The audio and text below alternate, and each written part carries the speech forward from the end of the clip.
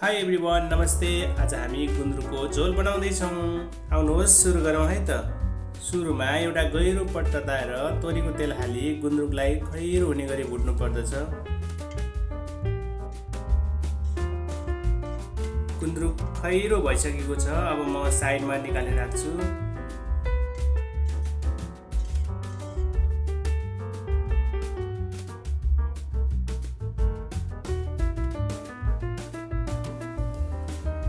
अब फेरि त्यही पटमा तेल हाली मेथी र जिरा फुर्याउने सँगै खोर्सानी, लसुन, प्याज अनि अदुवा हालेर खैरो हुने गरी भुट्ने।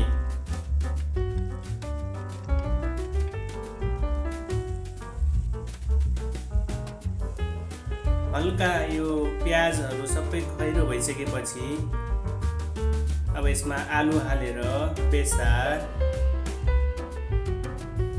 जिरा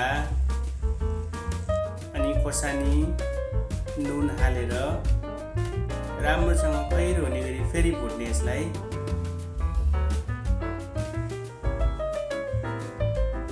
त्यसपछि गोलभेडा हाल्ने अनि यसलाई राम्रोसँग गल्ने गरी भुट्नु पर्दछ।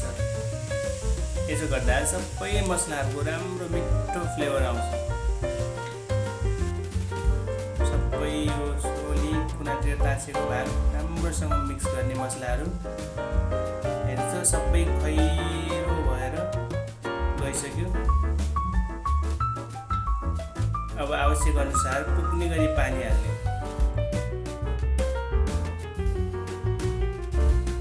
अब एकछिन कभर गरेर उमालौँ है त। हेर्नुहोस् त उम्लिसक्यो। अब चलाएर कस्तो छ स्वाद भनेर चाख्ने होइन त। ल, नुन पिरो सब एकदम ठिक छ। अब कुटेको भटमास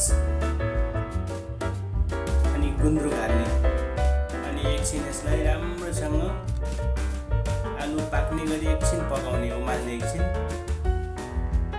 अलमोस्ट रेडी भइसक्यो। हेर्नुहोस् त, खाउँ जस्तो छ कि छैन भन्नुहोस् त। अब सर्भ गर्न रेडी भयो।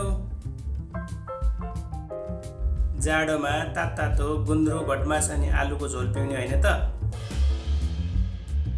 इन्जोय।